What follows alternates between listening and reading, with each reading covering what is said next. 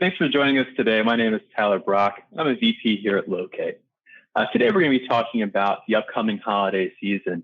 And as we all know, this holiday season will be different than any other holiday season we've had in the past. So we'll be going through what consumers are expecting on their side and how we think or how we suggest retailers respond. First, a little bit more about me. As I mentioned, I'm a VP here at Locate. This is coming up on my third holiday season at Locate. And as you can probably imagine, working in e-commerce and address verification, this is peak season for us too, and we watch it with great interest. What we'll be going through today is a survey we conducted on consumer expectations and what we think the appropriate retailer response is. So the key here, as I mentioned, is to figure out how will this holiday season be different. We know it will be, right? With COVID impacting travel plans, impacting being able to go to physical store locations. So to give us more insight into this, what we did is we surveyed 1,200 consumers to understand how they're planning on celebrating this year, and using that to form the basis of how we think retailers should react and respond in the way that they approach the holiday season. Now, as far as how we're going to run through this today, as I mentioned, we'll start with the consumers. So first, we'll go through how do Americans plan on celebrating in these pretty unique circumstances? How are they going to shop? And what are consumers' biggest worries? And then, as I mentioned, we'll go through how can retailers prepare and adapt for what it is going to be obviously a very different holiday season. Now, let's start there. Let's start with what is going to be different about this holiday season? Well, as we all know, right, the ability to travel has been severely limited. Our ability to even really get outside the house has been limited. 68% of U.S. customers expect the COVID pandemic to have some sort of impact on the way that they celebrate. And this can take any number of forms, right? There's the obvious fit around being able to meet with people in person or go to stores in person. There's also what we're anticipating are going to be far longer delivery delays. And there's also that undercurrent of economic concerns as unemployment remains far higher than it has been in recent Christmas season. Now, one of the things that we pulled out of our survey was that actually most Americans don't plan to travel at all. And we found that 57% of Americans aren't going to be doing any travel, 18% plan on doing some in-state travel, 17% some domestic travel, and 8% some international travel. And this makes sense when you think about the unknowns around the pandemic, around limitations for traveling, and just the concerns around getting on an airplane today, right? With COVID still having a pretty big impact across the U.S. Now, it's interesting though, because even though 17% of shoppers are tempted by the recent 25% drop in Christmas time domestic flights, right, the holiday cheer won't be spreading across borders, as only 8% of consumers plan on traveling internationally this season. Now, one thing that's interesting in that is if you're not traveling internationally to bring your gifts with you, you're going to be shipping a lot more of those abroad, which raises a whole number of other challenges that we'll go through here in a few moments. But I think the key thing here is, whereas typically across the holiday season, you have this huge, massive amount of people traveling to see their family members and their loved ones and spread that holiday cheer. And overwhelmingly, what we're expecting is for the majority of people to be local for the holiday season. Now, what does that mean, staying local? What are people going to do, right? It's not as if they're going to sit there in their house alone with their little Charlie Brown tree. What we found is that 59% of people are planning on in-person gatherings with family. So it's still going to be with family, but probably on a smaller scale basis. And 19% are planning virtual-only holiday gatherings. So rocking around the virtual Christmas tree, if you will, on Zoom with family members digitally. Now, we also found within this, in the in-person gatherings, 17% are planning on celebrating with friends, and 3.8% with coworkers. And there's actually a great article from CNBC on how the pandemic is changing celebration patterns. I know for me personally, I'm getting a lot of pressure from my mom and my family to make the trip to come down for the holidays. But on the flip side, I'm a little bit concerned about seeing my family in person, with many of them falling into at-risk groups. So it's a challenge that I know I'm going through. I'm sure that many of you are going through, and certainly most Americans are as well. Now, we've talked about how it's impacting people's celebration patterns, right? Are people going to be traveling? Are they staying home? What the plan is there? And it's pretty clear that people are planning on traveling a lot less, staying local, and looking to celebrate digitally where possible. Now let's transition into exactly what they're going to be buying and what's going to be important for them as they're looking to make those buying decisions. So when are Americans starting their holiday shopping? Well, this slide hit me in the face a little bit because we actually found that 31% of Americans have already started. And when we did this survey, this is talking about in September, right? And we look into October, 23% are looking to start shopping then. And it's 31% planning to start shopping in November. And then 2%, and I hate to admit it, but I fall into this 2%, that are planning on doing it last minute on Christmas Eve. And I mentioned that this slide hit me in the face because I really thought there was more than 2% of us out there. I thought we were a bigger contingent here. So I think I may be looking to move my shopping up a little bit sooner. Now, one of the things that was also important to consider with this 2%, which I certainly fall into, is what we're expecting for the holiday season are a whole array of delivery delays. And as we'll go through, as we've already started to see, there's announcements from USPS, UPS, and FedEx about holiday package surcharges because they're expecting this to be a record year as far as volumes. And you're already seeing consumers reacting to that and anticipating that, and nearly a third of people already beginning their shopping. So we've talked through exactly how consumers are expecting it to approach the holiday season.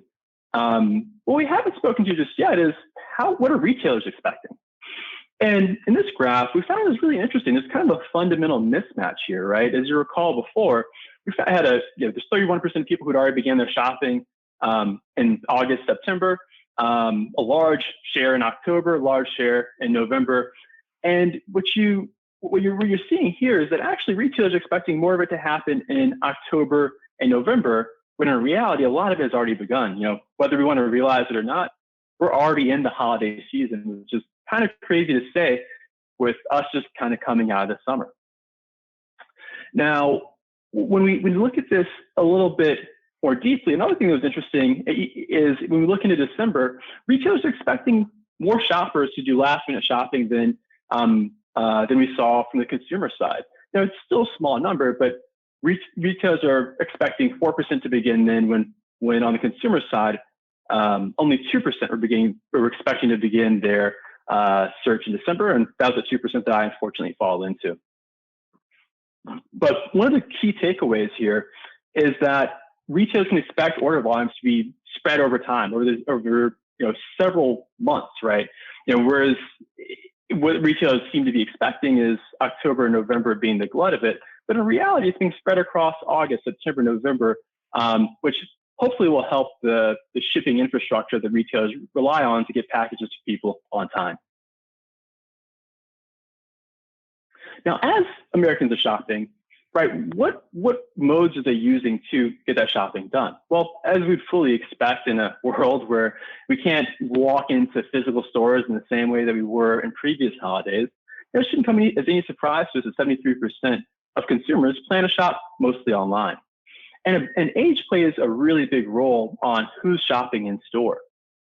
And what we found was that 22% of boomers, so folks aged 55 plus, are planning on shopping in store. 10% of Gen X, so 35 to 54, 15% of Gen Y, 25 to 34, and 20% of Gen X, 18 to 24. And it really, in despite of this, deeper preference for online shopping, you're still finding that 27% of people are hoping to grab their gifts in person. And the majority of this group, 17%, are 55 plus. Now, we've gone through how people are planning on doing that shopping. What we haven't gone through yet is exactly how much people are planning on spending. What was really interesting in the survey was that 42% of consumers anticipate spending the same amount of holiday gifts as last year. And 19% actually expect to spend more than last year. Now, I thought this was especially interesting considering the economic environment we're in. And I think it's a great indication on the economy that we still have almost 20% of people who are looking to spend more. Now, we've talked about, spending more. Well, what exactly does that mean as far as typical spend across the holiday season? Well, the bucket that we found had the highest spend was actually the 250 to 500 range, with nearly 25% of people expecting to spend somewhere in that range. Now, what factors are going to impact holiday purchase decisions? Well, there's 9 that jumped out. Free shipping was one of the biggest ones, and 9% of respondents indicated that as one of the biggest factors. Promotions is another one. As we probably expect, remains one of the biggest decision drivers. Some of the ones that jumped out, though, were digital wish lists, which kind of makes sense, right? In this world where we're not interacting with people as much in person, it's probably harder to get a good handle on what people want for Christmas, or at least in the same way as you would normally. So seeing someone's digital wish list kind of helps you do a bit of the work for you, whereas normally you'd be able to in your day-to-day with someone, notice, oh, look, hey, they said they want this sweater, whatever it may be.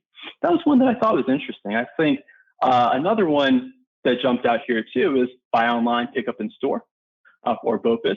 Also do contactless delivery options.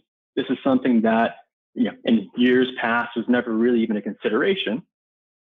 And also too, gift wrapping, right? This is something that I think is interesting, considering there's a large share of people who are going to be shipping their gifts for the holiday season. And having that ability to kind of within the shipping box, have that gift wrapped within that box, certainly makes a bit of sense. So when we talked about how people are going to celebrate, what do people expect their buying habits to look like, next we're going to go into delivery and what gift giving is going to look like. So how will gifts be given this season? Well, we found that 29% are expecting to give digital gift cards or donations. 25% are planning on ordering gifts online and shipping direct to recipients. 24% are planning on ordering gifts online and shipping to themselves for an in-person exchange. And 5% are planning on ordering gifts online and shipping to a post office or locker. And interestingly, only 15% are planning on doing traditional in-store purchases.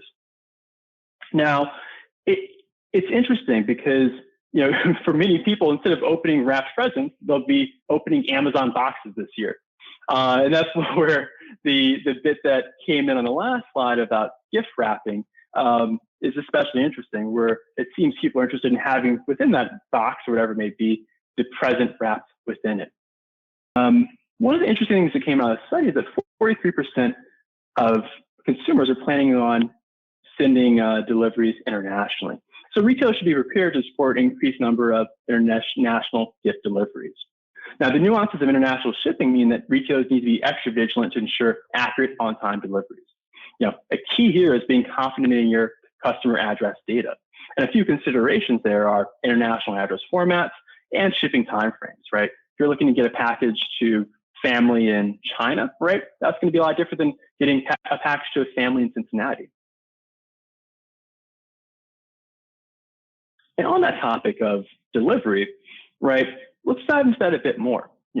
Consumers are willing to wait for packages, but not too long. 10% of shoppers are extremely unlikely to purchase from a retailer who delivered a late package. And interestingly here, 86% of consumers are concerned about packages being stolen, and 88% of consumers are concerned about packages not arriving on time. So if we come to that stat that I mentioned, 10% of customers being unlikely to purchase from a retailer who delivered late, right? That's a pretty, that's a really big number in an environment like the one we're in, where obtaining new consumers is even more difficult than it would be in normal times. So keeping a hold of that existing consumer base each retailer has is that much more important. And so this bit around making sure the package arrives the first time around is especially key, because as we said, right, consumers are unlikely to purchase from that same retailer if the first package was late. Now, Gen X are the most unforgiving, with 13% of shoppers extremely unlikely to purchase again from a retailer who's let them down. Now, shoppers beware. Jack Frost may be nipping more than noses this season, and location plays a big part. 46% of urban shoppers are very concerned about packages being stolen. A stark contrast to the 19% of rural shoppers who are not concerned at all. And this kind of makes sense because if you think about urban shoppers, what we found, at least in previous work we've done, is that about 1 in 5 packages mailed into urban apartment buildings actually gets lost. So it certainly makes sense that many urban shoppers would be concerned. Now, what are some of the other areas of concern? And this one is one that typically jumps out most holiday seasons, and that's fraud. Now, what we found is the top 3 areas shoppers are most concerned about as it relates to fraud are, 1, financial services. So think your bank account, your credit card, lending, the kinds of things where if someone gets a hold of it, they can get access to cash pretty quickly. Social media accounts, which is unsurprising considering that e-commerce web visits stemming from social media has more than tripled in the past 3 years. And the final one was email addresses. Now, 50% of consumers are concerned that the number of fraud attempts will increase as a result of COVID, with baby boomers being the most concerned of any generation at 55%. Now, the checkout is a huge part of the customer experience and can often be the deciding factor as to whether a visitor makes a purchase or not. For an online shopper, filling in their shipping and billing address is the most dreaded part of the process. But retailers can turn this pain point into a selling point. Right? Consider address verification. The type ahead address verification technology ensures that the consumer glides through your checkout quickly and effortlessly. And address verification technology can reduce address entry time by up to 78%. It also reduces form fields. The average cart abandonment rate is 75%, according to eMarketer. When asked why they abandoned, shoppers said the process was too long, complicated, or there were too many fields, increasing the palatability by 26%. It also helps to simplify the checkout steps.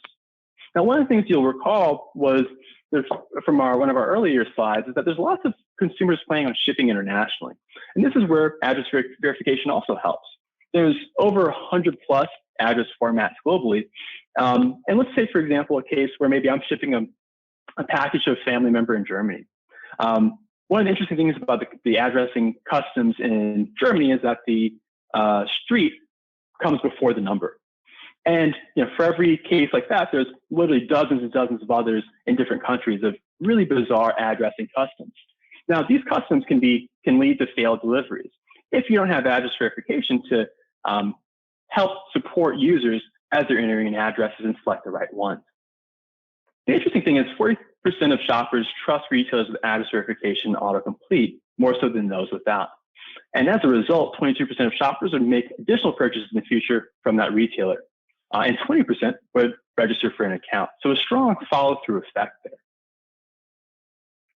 Now, we've been talking about the desktop so far, but as we know that this is the age of mobile. And let's face it, mobile is taking over. And mobile shoppers are inherently impulsive creatures, myself included. I definitely fall into that camp. And 50% are expecting their mobile experience to be easier than it is on desktop. Now, this is where it's so important to have clear, readable form labels and text, to have a single page layout versus a multi-page layout in your checkout experience, to minimize the need to input text. So you're using address autocomplete to reduce keyboard keystrokes. And when we tested type ahead address technology on mobile devices, with shoppers once said, entering in address information can be tedious and people make mistakes typing in general, even more so on a mobile device. I like this populates my address so quickly, saving me time, but also verifying that I didn't make a mistake on my phone. Now, what's also important is improving your delivery success rates. Now, 1 out of 20 online orders never reach their destination. If businesses fail to capture accurate address data in the checkout, the chance of an item reaching the correct recipient is greatly reduced. And this leads to a very frustrating customer experience. Now, keep in mind the slide that we talked to before, which was how many more people are going to be shipping their packages to family members and friends for the holiday season. So this delivery piece is especially important. And 57% of consumers say that they would avoid using a retailer again if they had a negative delivery experience. During the holidays, many people are inputting unfamiliar addresses for a gift. So verifying that data is key. When I mentioned the German example of shipping a package to Germany and the issues that can be raised if you don't have if you're not familiar with the address formats internationally, but you still have that domestically. not just with different address formats, but with just different addresses. I know I've gone in and entered in someone else's address and misinputted it. And when when I think the gift should be arriving, they're telling me they have nothing in their inbox. And so we think it's especially important when we talk about this backdrop of failed deliveries and an increased reliance on delivery for this holiday season to use address verification to capture and maintain perfect customer data and improve these operational inefficiencies for good. Now, next I wanted to go through a brief example of what this looks like in practice. Here we have our client Reese, and this is a good example of a seamless mobile experience built for international orders. So here, we're taking into account 100 plus international address formats, and within a few keystrokes, we're pulling back the appropriate address, and that's being verified. So we're reducing keystrokes, and we're helping with getting this delivered to the right place the first time around. So what are the key takeaways? Well, there's 4 key ones here. The first is to be prepared for a surge in online shopping and to start testing now. As I mentioned before, the holiday season really is already underway, and 30% plus of shoppers have already begun shopping for the holiday season. The second is to minimize friction in your checkout process to improve conversions. This will also improve the user experience and delivery success rates. As I mentioned, 1 in 20 online deliveries actually fails. And with consumers sending more gifts directly to their recipients, it's important that we be extra vigilant to ensure accurate on-time deliveries, especially internationally, with a large share of people sending packages to international addresses this year. And the fourth is to optimize your mobile site by reducing the number of form fields. So really wanted to thank you for taking the time today to learn a bit more about our survey, learn a bit more about what we've been hearing consumers say they're expecting for the holiday season. And also, too, some of our suggestions on how retailers can adjust to that and really make this a holiday season to remember. So with that, I wanted to thank you again for coming. My name is Tyler Brock. Really appreciate your time and have a great day.